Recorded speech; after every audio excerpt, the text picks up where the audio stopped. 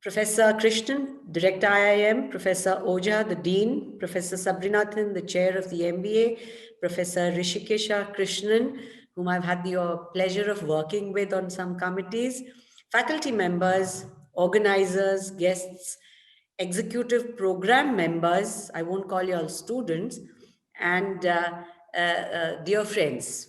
At the outset, I must thank the organizers for asking me to give this talk for today's Dialogues for Resilient Next Chapter: Learn, Unlearn, Adapt, and Repeat. Honestly, I wondered what I was going to be saying to management gurus and management executives, being a hardcore clinician.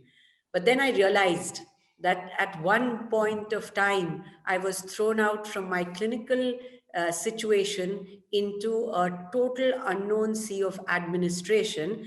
And I think it was resilience which let me swim to the shore. And I thought I would probably use some of the mistakes that I made to share with you when you change course and yet come out a winner. I'll start by quoting Albert Einstein, who said that a person who never made a mistake never tried anything new. And I'm sure you all are here to try out something new. So I start with a disclaimer that these are entirely my own views and intended to stimulate a discussion. And I hope the Q&A box would be full of questions that I can take on at the end of it. So I'll cover as outline, and I would use most of my own life cycle snippets to probably help find solutions and some messages that I would have to share with you.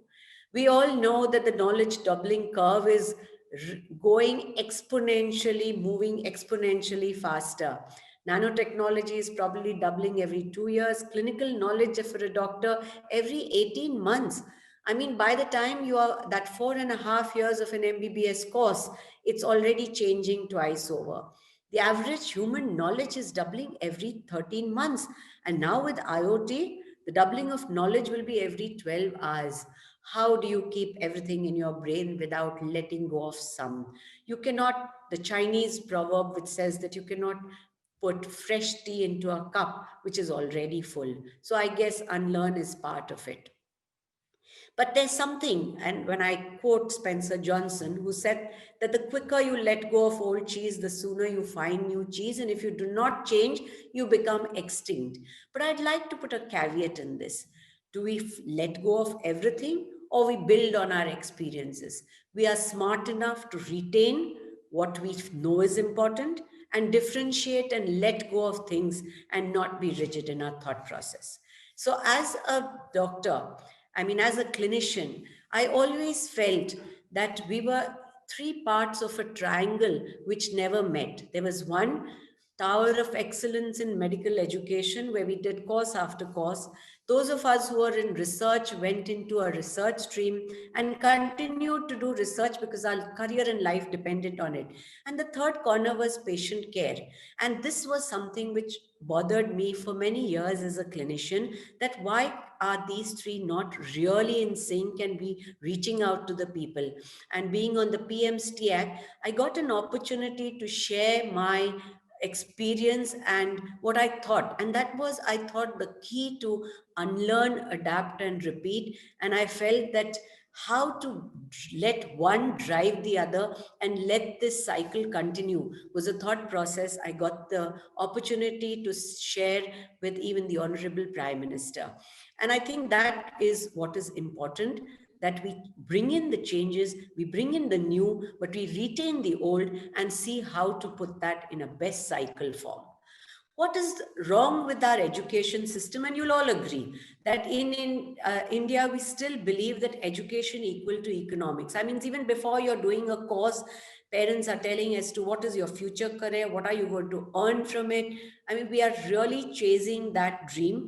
But do we realize that the purpose of education is to build character and do not learn only to earn? This is best in theory form, but very difficult to practice. And what happens is in this slide, I mean, we have information and knowledge which keeps on as we chase degrees. And to this, there is a base form now by data.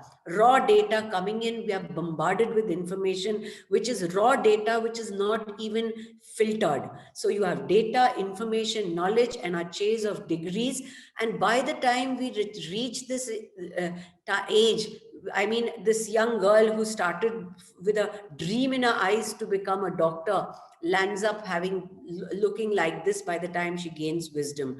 Can we change this so that wisdom comes in earlier? So with that, I thought, let me ask each of you to introspect that in our mind, when we are keeping a syllabus, a course, I think we limit our mind with a Lakshman Rekha and need to cross it and learn the education, that education is science, but its application is an art.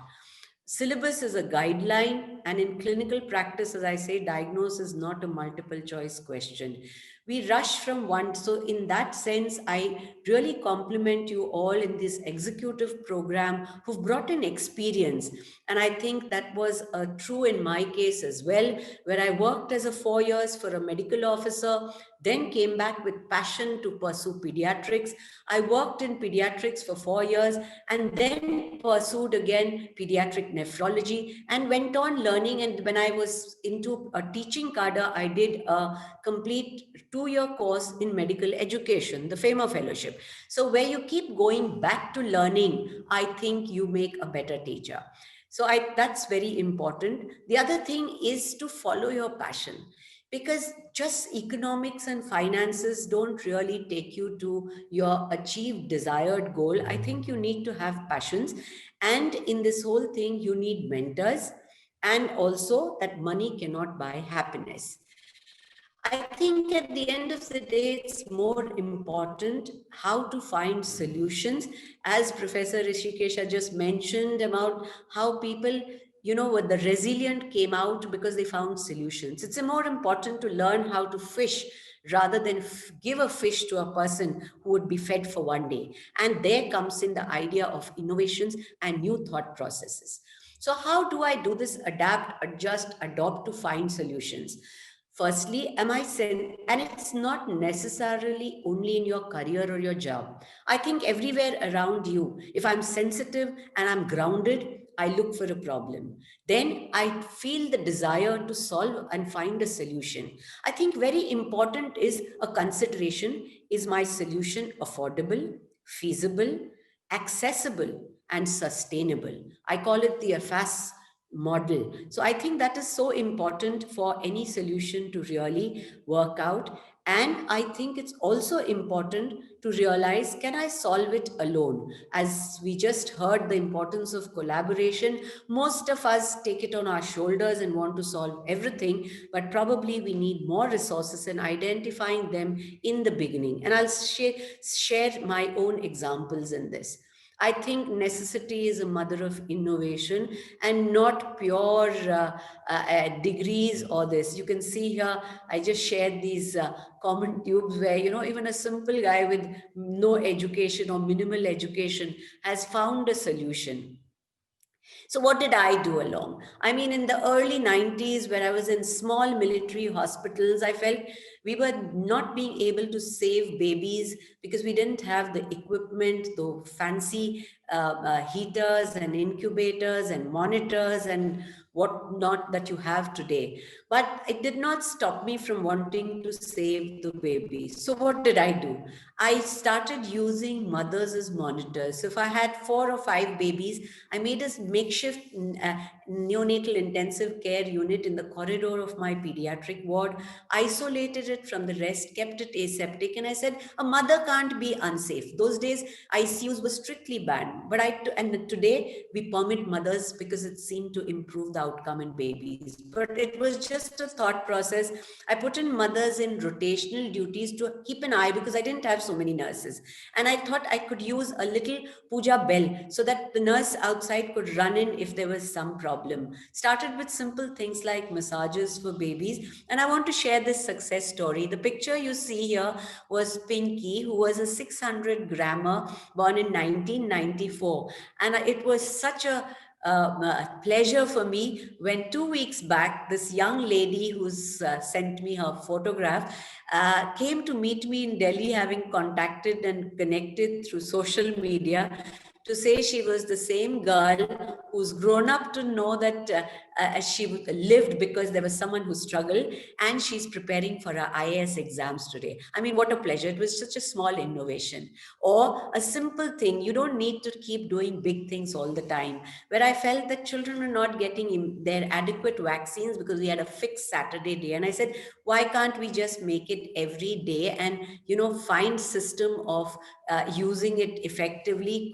I worked out the costing, and within a year, 3 years, we had a threefold rise, and we could reach out to more children.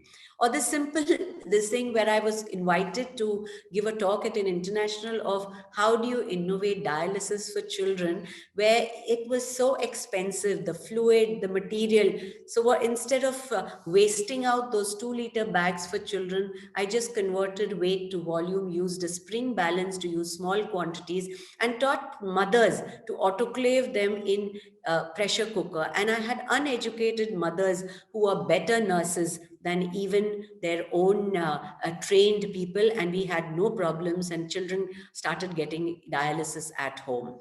And the same thing went on. I think these were small steps which sensitized me, and that's why I feel it's so important to keep doing small things so you're ready for the bigger. I have no degree in management, but when I was dean at AFMC, we realized as a team put together, we could make a process which was going on for 30 days. We just use a jigsaw technique of breaking up everyday students into small groups and completing all the documentation processes, everything, as they moved in a conveyor belt fashion from one to the other, jigsawing and crisscrossing. And instead of 30, we could do it in 7 days. Parents were thrilled because while the kids were doing this, we had informative talks, campus visits, and the feedback we got was excellent. So I think, again, it was this team which really got together. And this is what prepared us when we doctors, I mean, it was okay that we were in uniform and call ourselves soldier doctors, but this was real war. And when the Prime Minister announced a war against the corona, I think the entire medical fraternity came out as warriors. I think this was what helped us. And personally, we could do a lot. I mean, look at this. I call it BC to AD, before corona to after the disease. What a change. And all by one little strand of RNA, where we had diabetes, TB, and all. There was no known cause of death. COVID came to position 3 in 6 months. I mean, this was the way we changed our mortality pattern and morbidity pattern. And we had to come up with innovations, ideas. There were not enough PPE kits. We had so many challenges, but we came up to it. And India is today doing so much better for this reason of innovations. So the first of them, I would like to say, was the simple mask.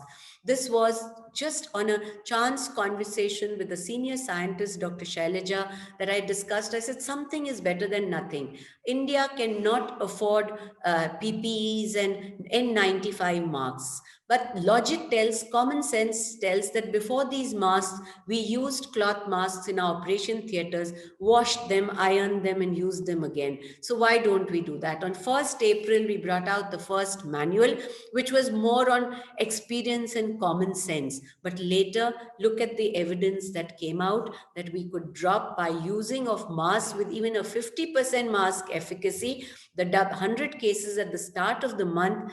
By month end, instead of 31,280, would come down to 584. And besides the Namaste, India showed the world that masks are useful, and they remain to date our best use against, or best protection against COVID. And the other initiatives that came along were, I mean, it was so fast that while everyone moved on to a digital platform so soon, the Sanjeevani, a teleconsultation platform, was started. And today, it has crossed more than a few lakh users. The same time, within 3 weeks, I could roll out a service e-health assistance and teleconsultation platform, which was again a specific, because we have our own service requirements of security, but we too have rolled out, and I could do that within 3 weeks from experiences learned in the past. We also joined hands with other institutions and collaboration to develop a med inventory, PPEs, patient transport pods, oxygen delivery systems. I mean, there was a scope for innovations, and that is what, and I think this cannot come overnight. It is past experience and a willingness to learn, unlearn, adapt, and be resilient, which makes you stronger for the thing. These were some of the other examples that we came up with. We collaborated with the Indian Railways to have coaches, which they converted, and us armed forces doctors. So we just got together, made a team, and provided COVID care on platforms in a covered space. The Sardar Vallabhbhai Patel 1,000-bedded hospital, which came up in a record time in Delhi, is another example of teamwork and this thing between DRDO. Imagine, this was the ground which we stood and discussed on 22nd June, and this was what we could produce on the 5th of July and show them around. And this all came from a huge amount of teamwork, planning, executing at all levels. So what I thought is, there's something else that comes to my mind, and I'd like to introduce, which a lot of you may have read the book of Ikigai, the Japanese concept, that when do you find your Ikigai? When do you really achieve success? I feel there are four things which come together. One is your passion is what you love, your profession, what you're good at, your vocation, what you can be paid for. But most important, I think, is your mission, what the world needs. If it's all the other three are in line with the fourth, I think you find your ikigai and your pleasure in doing and fulfilling your job. And that, I think, comes out of adapting, adopting, and all your learning and unlearning. But before I go on to just talking of success stories, I thought, let me quote our honorable ex-president Abdul Kalam, who said, don't read success stories, you will only get messages. Read failure stories and you'll get some ideas to get success. So with all humility, I would like to share some of the things where I went wrong. I think it started, and those are your learning experience. I think the first thing was when I joined the Armed Forces Medical College and thought that, okay, now I've got into it, and how does it matter? And there was so many things. It was like being a child in a toys shop who was with everything available and participated in everything, and realized that I had failed my exam and I could not face my parents because there was no attendance in classes. So how do you do this mid-time? So I think some of the things which I learned early and I kept trying to practice throughout: work hard and manage time, ensure all-round development for happiness, don't lose focus, and never give up. I mean, there was some of the events which in personal, which there were enough opportunities to give up. But today I am where I am because it was just to try that one more time when everyone else would have given up. So there was, once that lesson was learned, I was managing to do everything, and yet on D-Day passed out with top honors, and but little realized that the long road ahead is going to pay me dividends of these lessons that I learned along. So first of all, I think one needs to not be afraid. So just as I showed you the success story of Pinky, there were so many things which frustrated, and I felt I should have all the solutions, whether it was, how to find veins in small babies, or changing the protocols for kidney biopsy where a child was admitted for a week, or I mean, there were these are clinical scenarios, but the reasons I think remain the same. I think there were possible reasons which I realized soon were that I was trying to do everything myself without peer support. I lacked research methodology knowledge, so I went back to training. There was no concept of collaboration. My stakeholders were not on board. There were time constraints, and I was not really able to do justice. Being in the armed forces, we were moving and had postings. So how do I keep a continuity? And resources were a constraint. So these are some of the things along the way that I tried to find solutions for.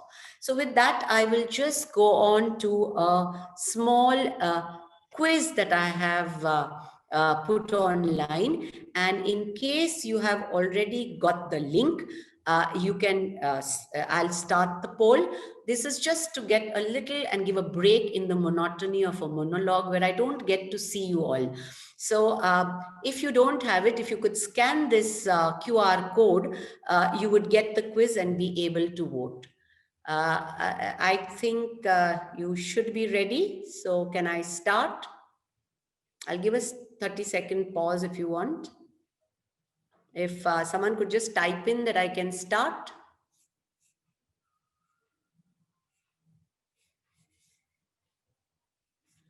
Okay, I think I will. So there goes my first question. If you are seeing it on your phone, please click on it.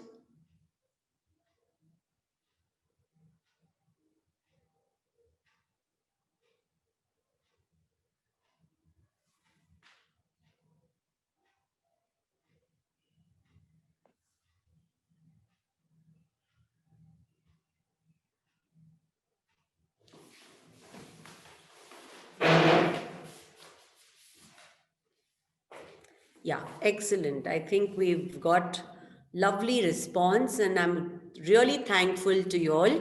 And it's, I think, brilliant to see that family and friends is the most important for majority. But I think you need to practice that also. When we get carried away in our job content, we often neglect these two aspects. So I think this is very important to introspect and say, this is what means to me, and I must make time for this.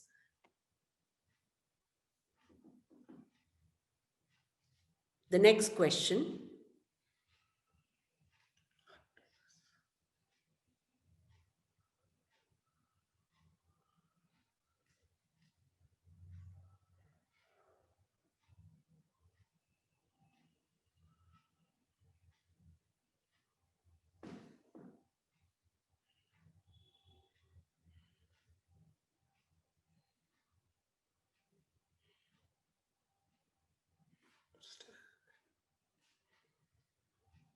Yeah, I think this time we've had a little less participation, but yes, most of us agree that we do need essential, and I'll come to that in a while when I speak about it.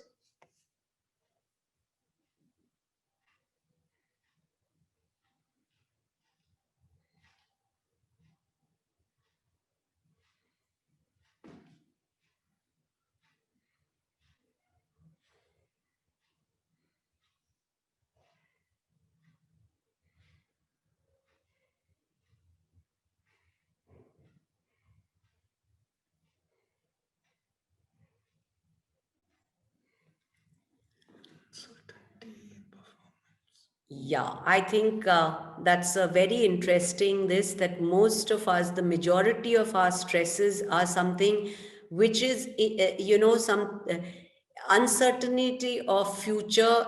Agreed, it always stresses everyone from student days to others, but at both, and it's also their performance not up to expectations.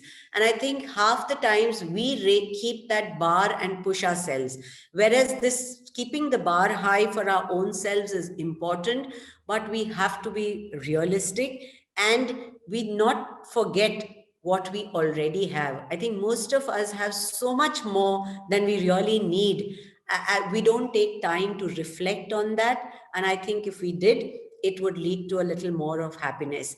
But yes, I agree that we need to also look at relationships, time management, finances. They all add to your happiness.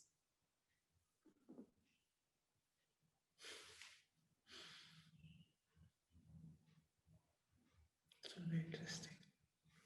So, Interesting question. yeah, I don't do it just like that. I quit. Brilliant, brilliant. And this is, you're not different. You're just being honest.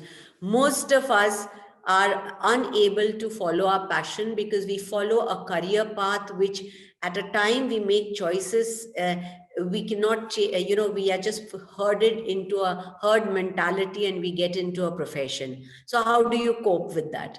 I'll come to that in a while, that if you find that time for your passion, you would also be able to balance out between both. I think that is very, very important for happiness.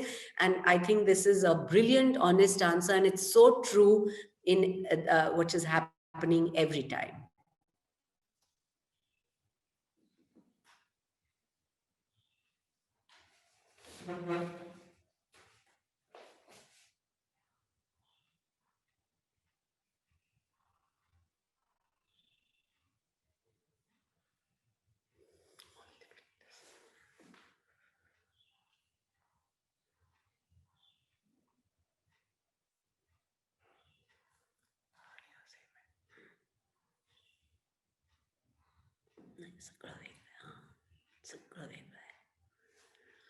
Thank you so much. I think the aim of this quiz was also to let everyone introspect, because then what I would speak in my second half might become a little more meaningful and relevant. That I think this is so important that we need to find time for this. And this is the last question.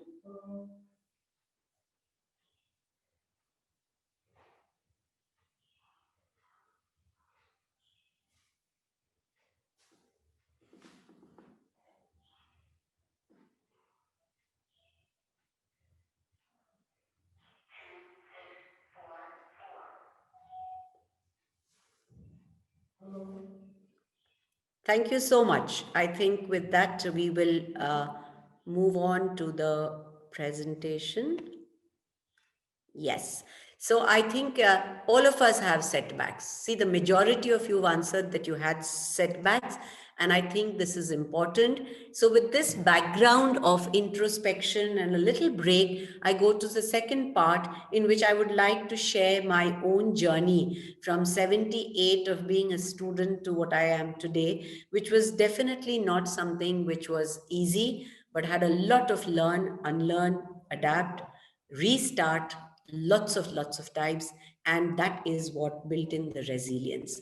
And I think when there are crossroads and hurdles, I'd like to bring in the second concept of the Japanese art of kintsukuroi, which says damaged but not destroyed. I mean, if every setback that you have teaches you something, and this pot is actually looking more beautiful because it has been redone and fixed together with this gold, which itself looks like a design. And today the resilience comes from this beauty. So I think it's important to have setbacks. Someone who never has a setback will never learn the art of being able to overcome such a problem. So some of the testing times that I thought I'll just quickly go through with it was, I remember we were the first time women were sent out into the field, and I had to stay out in a basha and tents where there was not a single woman around. And in the early 80s, it was a time where even the male commanders and all were very worried about my own security and said, no, no, no, we will keep, you must stay in some other place, we will move you out.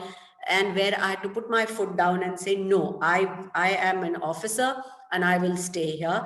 And I learned to handle things where there was absolutely no security. It was a tent, and there were just all the people around. But the respect and love I got from my men, I think really taught me that being with them is more important. The gender doesn't matter. And that went on all the way through my career. The next came in when post-graduation. There were some rules which, as a short service, I would not be given a post-graduation. So instead of getting dejected when I next year got my permanent commission and could follow, but my passion was pediatrics, so I wanted to do it. And I thought, let me look at it in a different way. My son will be a little year older and I can get back to my studies. I think the toughest was being a single parent most of the time. 36 years of my husband and me both in the armed forces. We were posted in separate stations 24 years. There were just 12 years we were together. And being a pediatrician, I think it really struck me as very, very hurting when my own child said, I think बीमार होना पड़ेगा अगर mummy साथ में बैठनी है तो, because I was always torn up between the sick children in the ward and my own two children at home. But I think that is where it teaches you how to balance, take them along, get them to understand what it means to be a pediatrician, and make them part of my life. And they really supported me all along. Another event was I had my son's arm in a fracture. I was ready to have my daughter. There was no one with me in Jhansi, and I had to actually drive down in the car to my colleague, the gynecologist, and said, let's go, it's time for a delivery. Or the time when my family of four was split into three, where when my son refused to move to Pathankot and said, I'm going to stay with grandparents in Pune. So I was in Pathankot with a 5-year-old daughter, husband in Hisar, and son staying back, and parents who got very sick. So it was a struggle, but that was the time where I realized my inner strength, where I could find solutions. Colleagues helped out, and one came out of it. Uh, Another time was a time where I found myself in the middle of the night on a station, and there was the compartment was not there for in which I had a reserved ticket, and I couldn't board, but I had to reach Pathankot for a morning duty. And I don't know where I got the courage. I put my daughter into the train and went and stood in front of the engine and said that, no, I need to get, and I'm not budging from you. It's not my fault. And they actually made me a place, and I could travel. So these are some of things which I can look back and say they made me tougher. And each time, somewhere, a new resilience would come into me, because I would get into the situation and said, I need to handle. We were there during Kargil, where after great planning, the whole holiday was cancelled. But then the call of duty and the perception that this is the time that I wear this uniform for helped me overcome that.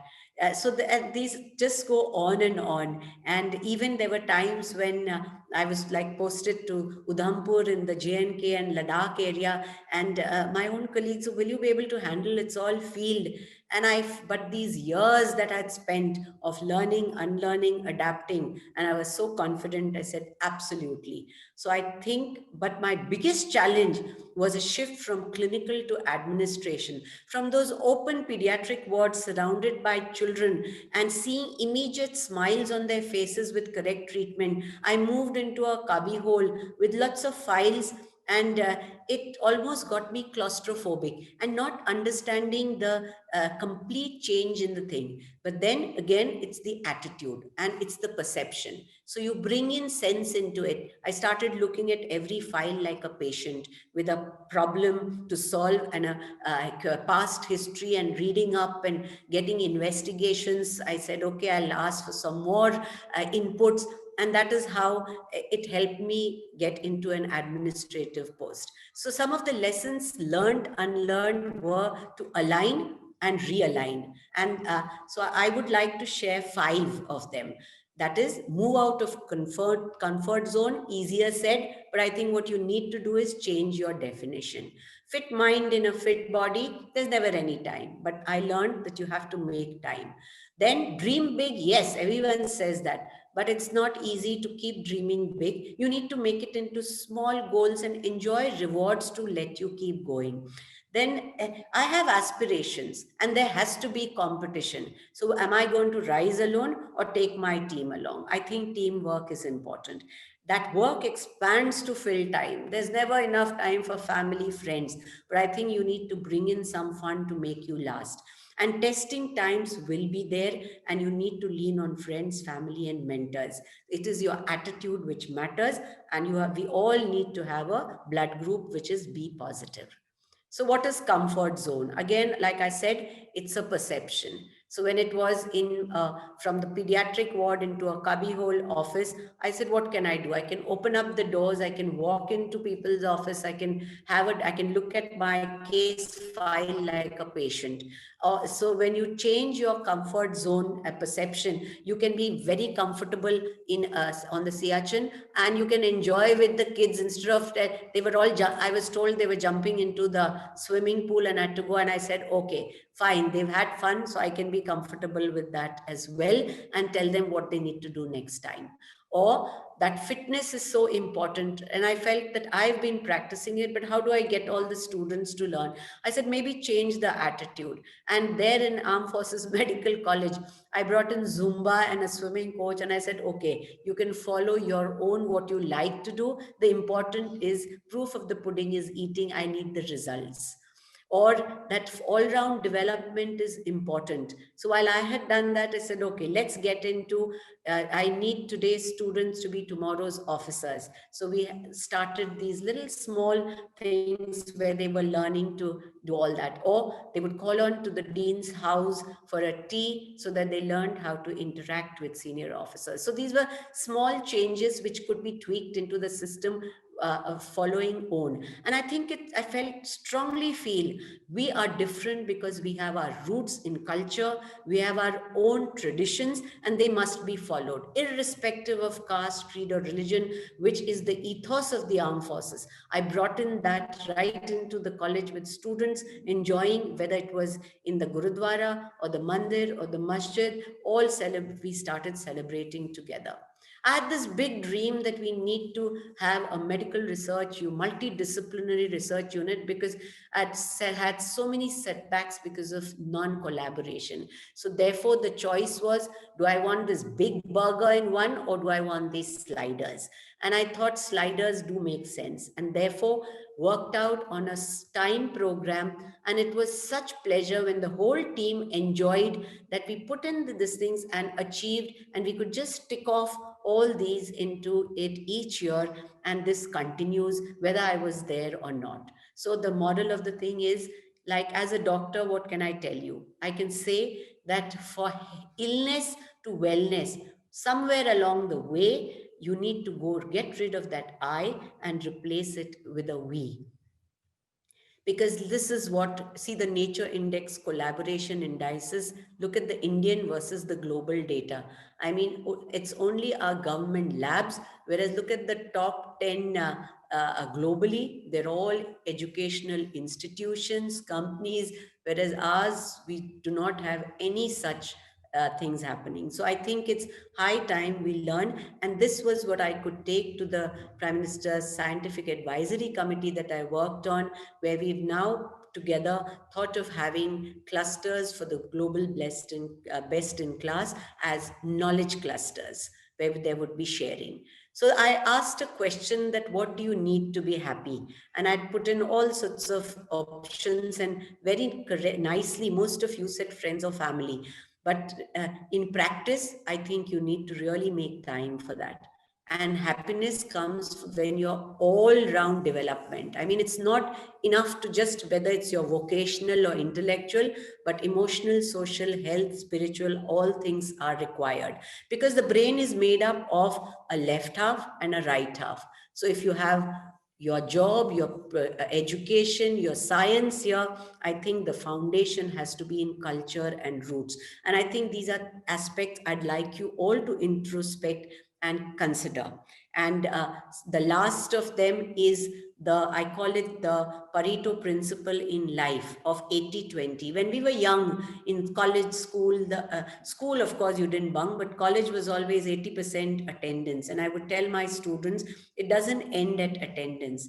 I mean, if you have your whole day cut out, keep that 20% of your time for friends and family. Am I keeping it or not? There will never be enough that you keep chasing one, but you must find that time. So therefore, don't bind yourself in tight. Keep these little openings, which will help you become more resilient to adaptation. And I think that is important. Your friends, 80% can be from your own background or educational field, but 20% you need from other fields. You need artists, you need culture, you need this, because that exposes and makes your mind open to lots of ideas. When you read all kinds of things, because that again keeps you a thing. And then I assure you, it's not 99% perspiration, but 80% is enough.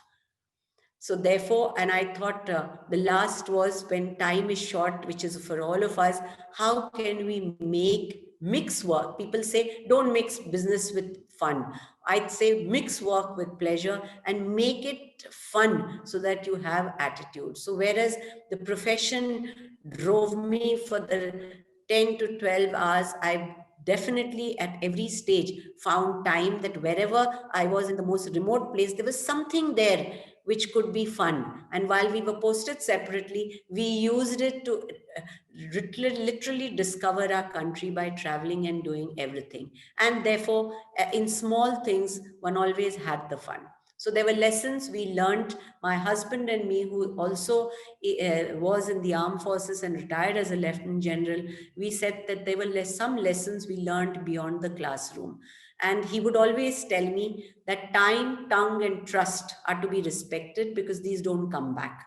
A harsh word will leave real bad feel. So I think it is important to keep that. A team spirit where individual brilliance is subordinate to collective competence. And I think in life or at work, the mantra remains: adjust, adapt, and then adopt. Communicate and coordinate. Remain cool, calm, collected. But I thought the most important, which he would always tell me, and I think is important for each one of us, with most families where both spouses are working, is grow together without growing apart, and persist, insist, and persevere. So with that, I would like to say that we followed this of growing together without growing apart. And I can assure you, whereas one was a tank man trained to fight a war, and the other one was trained to save lives, there was a lot of adjustment which was required. If I like to run, he would like to walk. If I like to ride, he would like to swim. So there were always differences. So we decided to match our steps and come to conclusion. And off late, he's teaching me golf so that we can play together. So I think we need to have time out to say what is important along the long journey. And our family, our Sanskriti, our strength is always a support. And we as Indians need to keep that in mind, that this is our strength and this is our resilience. So let us give time into it so that we can nurture it and get the fruits. So I have my last message to share is, I take pride in having 3 roles of service: that of a soldier, a teacher, and a doctor. As a soldier, I have been lucky to reach the highest rank as a teacher, dean of my own alma mater, and as a doctor, being one of the first to set up pediatric nephrology in the armed forces. It's a plate full. It never came easy. But as 3 roles, what would I like to share with you? The soldier in me says that nation comes first, organization and subordinates next. Care for the team that works for you, and self comes in last. A smart turnout, punctuality, hard work. This is what the armed forces is looked up for. As a teacher, I would say competence and knowledge is paramount, and we need to keep learning in order to teach, and we need to keep going back into this cycle of learn, unlearn to take on new challenges. And as a doctor, I would say the qualities of compassion, caring, empathy is very important. And when you start leading, the dictum in the armed forces is rule with your head, but lead with your heart, your team. I think that is what is important. And in the end, if we get lost, the generation now is all looking at Google Maps. The younger generation more and more changes everything, believing that change is a must. You change your phone, you change your car, you change your job, you change maybe even your spouse. But I think what is important is to have a constant and have a base. And I think in that, when you're lost, you need a map, and that is a good mentor, a correct attitude, and a passion in whatever you do. Thank you. I acknowledge my family, teachers, colleagues, and most of all, my patients and students who've taught me a lot. Thank you so much. Jai Hind.